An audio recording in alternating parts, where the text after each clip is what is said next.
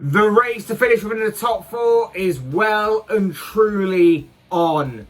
Hey guys, welcome back to the channel. Fletch here as per usual, and today we've got a Fletch Talks video. You know the drill. We've got one big and major interesting topic to talk about today, and that is the race to finish within the top four within the Champions League places for next season.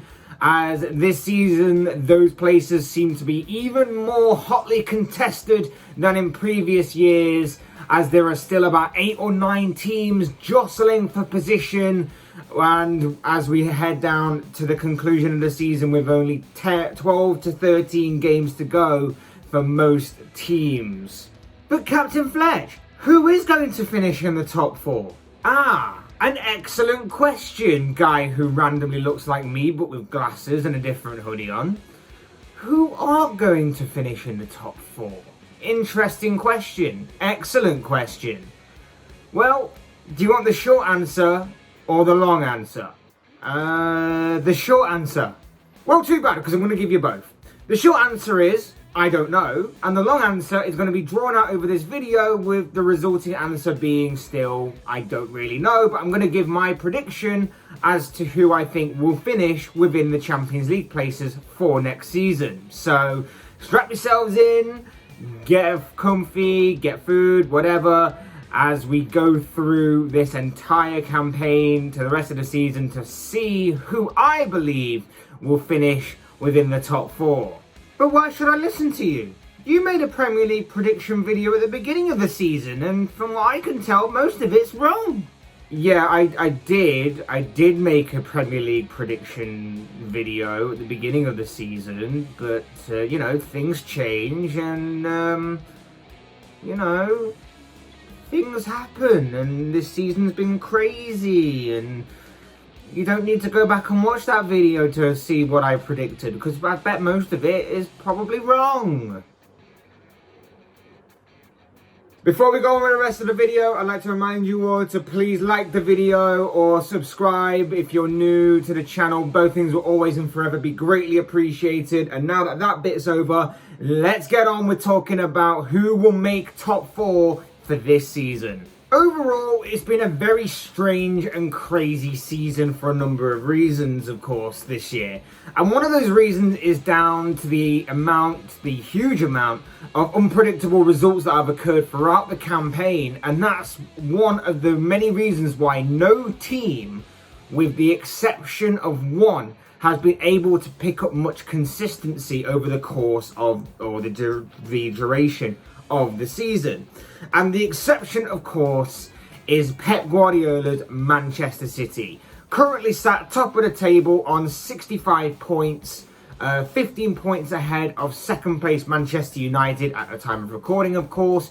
Pep Guardiola's side are on course to add yet another Premier League title to their collection, and therefore that's one of the 4 Champions League spots seemingly already taken, and in my prediction, already taken. Currently occupying the remaining top 4 places are Manchester United, Leicester City, and perhaps more surprisingly, West Ham United, who I suspect a lot of people would have probably been backed them to be in some sort of relegation scrap this season. But that's giving a lot of credit to David Moyes and the great job that he's done over there. And so far, he seems to be turning West Ham into something similar to the likes of his Everton side of the mid-2000s that Moyes managed. I would say that United remain within the top 4 throughout the duration of this season. I would suspect that they would get top 4. Perhaps not be runners-up to Manchester City, I'm not quite sure, but they definitely will remain and guarantee themselves a top 4 spot in Champions League football for next season. As for the other two, though, will they have the legs to withstand the full season? I'm not so sure. Leicester, I think, will be haunted by how they fell away at the end of last season, especially after they were beaten by Manchester United on the final day in the top 4 decider of the last campaign. And with some very big games coming up for the Foxes, and especially their final 3 games of the season, in which they have to face Manchester United, Chelsea, and then Tottenham on the last day, They'll need to hope that their injury crisis doesn't continue. It's over for them. It's in the past, and that they can get Jamie Vardy once again firing back on all cylinders as the campaign concludes. As for West Ham's chances, their fixture list is full of tough games too, but they've already overachieved this season. No one expected them to finish fourth, and no one expected them to be fourth at this stage of the season. So full credit for achieving that goes to David Moyes and the club as a whole, but I don't believe they have enough about them to see this out and remain in the top four. And I would expect them to fall out of it at some point, but that's not to say that this club couldn't achieve playing European football for next season, as they could remain within a Europa League spot. It's entirely possible. Currently occupying 5th, 6th, 7th and 8th are Chelsea, Liverpool, Everton and Tottenham. Chelsea, of course, under transition from Frank Lampard to Thomas Tuchel over the past month, and it's been so far so good for the German in all honesty, but for them it relies heavily on if they can keep or get their strikers firing again on all cylinders. Tammy Abraham, Olivier Giroud, and of course big summer signing Timo Werner have all been hit and miss at various points throughout this campaign. And if any of them can pick up some good form between now and the end of the campaign, some good and consistent form, they'll certainly be playing Champions League football again for the next campaign. As for the defending champions, Liverpool, we know about their issues this season. We know why they are no longer challenging for the Premier League title. So their goals have shifted a bit and have to be a bit lowered and downgraded to being a top four contender. If they can get over the worst of their injury issues and they can get their forward three back on the same wavelength, back firing again, and get a defence that can actually gel together, and by that I basically mean they can play more than 2.5 games before another injury takes place and they're forced into changing it, then Liverpool may just be able to squeeze back into the top four and play Champions League football again next season. Now we're coming to Everton, and I'm guessing that if you offered an Everton fan to be within touching distance of top four at this stage of the season, whilst being level on points with their fierce rivals Liverpool, I'm sure that they would have snapped your hand off. But that's the reality that they find themselves in. They are within touching distance, they are level on points with Liverpool, and top four, breaking into the top four seems to be a big chance for them this season, a big dose of reality, something that they've been trying to achieve for years now. It could finally happen for them. I personally find them still to be a little too inconsistent for my liking, and still don't really trust that their defence is to remain resolute and solid to the end of the season to help them see out that goal. And with some big games coming up against other top four candidates and also relegation battlers as well, I think it will be a huge achievement if Carlo Ancelotti is to get Everton in the top four this season. But it might happen, it might not. Europa League though, I would put my money on them achieving Europa League status though, definitely. Champions League, not so much. And now we come to Jose Mourinho's Tottenham. It's been a strange transition to watch, from going from Mauricio Pochettino just over a year ago to now Jose Mourinho, of course, over the past year and a bit. Tottenham's season very well could end up with some silverware. Okay, it's in the form of the Carabao Cup, but still, it's something. Spurs have kind of spurred things up this season. They went from possible title contenders before the new year to now being top four contenders within the space of a week or two earlier in the season, and are now just 6 points off of a top four spot. If anyone can get Spurs into the top four though, it's going to be Jose Mourinho. But as the season's gone on, he's clearly not the same manager he once was. And I think that with other teams around them standing a better chance of achieving the top four goal, and that's why I believe that if Spurs want to be in the Champions League for next season, their best route of accomplishing that goal may be by putting all of their eggs, so to speak, in the Europa League basket and qualifying to the Champions League by winning that competition.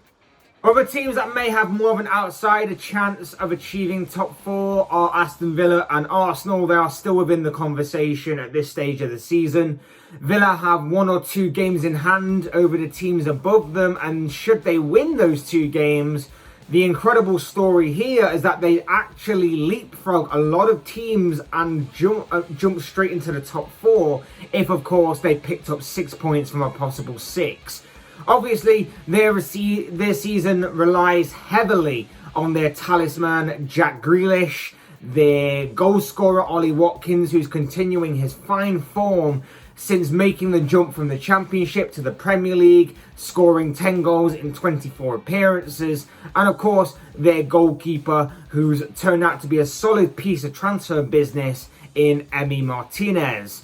Whilst for Arsenal, an up and down roller coaster season, top 4 has a chance of happening for them, but they need to find some solid consistency, and I am not putting too much faith in that happening this season at least. However, I do think that they still could be playing Champions League football for next campaign, as I believe they are in pretty good shape to possibly go the route and go the gateway towards winning the Europa League. Similar to how I spoke about Tottenham earlier, qualifying for the biggest cup competition in world football, in my opinion, European football definitely, would be to play in that for next season, would be to win the Europa League. Arsenal stand in good stead of doing that. Whether they will or not remains to be seen. And so, to sum up my predictions now for the race for top 4, Manchester City, I believe the title is pretty much over. They have won the title and, of course, in doing that, gained the first spot of the top 4 and will be playing Champions League football again next season. I don't believe anyone's catching them. They win the title and obviously take the first spot in the Champions League places. I believe Manchester United will also qualify, not necessarily in second place as I mentioned, but they will definitely remain in the top 4 for the duration of the season. I think that Thomas Tuchel's Chelsea will be qualifying as well. I'm backing them to qualify. And the 4th team, I think I have to back my own team on this one. I know they've been poor recently, and I know they've had their ups and downs this season, but I've got to back my own team on this one. I'm going to say that Liverpool will also be the 4th team to qualify in the top 4 for the Champions League come the end of the campaign. I just simply can't bet against them. But of course, as I always say, these are just the thoughts, comments and opinions of this guy. I want to know what you guys think in the comment section below. Who do you think will make top 4? Do you think it'll be any of the teams that I've mentioned and talked about in this video? Are there some outsiders because of how close this season is? Are there other teams that I haven't talked about on this kind of list that you would consider may have an outsider shot at breaking into the top 4? I'd love to know your thoughts, your comments, your opinions down below in the comment section. I'm sure they'll all make for interesting reading. Otherwise, hit the like button on the way if you enjoyed the video. Subscribe if you're new or want to see more content like this. Both things will always and forever be greatly appreciated. And as always, thank you all so much for watching and listening. I've been Fletch. This has been another Fletch Talks video. And I will see and speak with you all again soon in another video.